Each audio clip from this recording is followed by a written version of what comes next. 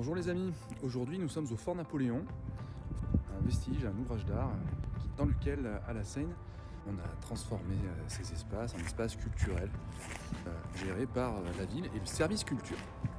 Nous avons appris hier que la ville avait fait un appel à la manifestation d'intérêt pour transférer la gestion de cet ouvrage culturel au privé, à une association éventuellement. Cet appel à manifestation d'intérêt, c'est une forme de privatisation. Précédemment, cet équipement culturel accueillait des associations, des événements traditionnels, les calendals par exemple, ou bien des festivals de musique, Bayamo l'été.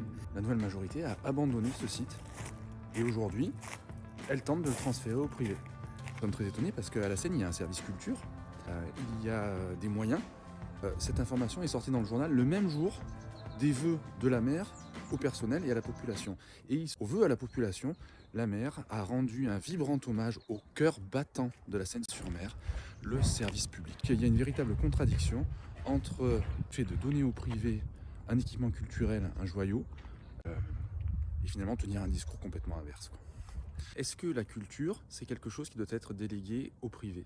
Surtout dans une ville, la deuxième ville du Var, qui a un service culturel digne de ce nom. Une délégation de service public, ça peut s'entendre, mais ça dépend du sujet et ça dépend de la défense de l'intérêt général. Est-ce que la culture, c'est quelque chose qui doit être transféré au privé, à la Seine ? Et vous, qu'est-ce que vous en pensez ?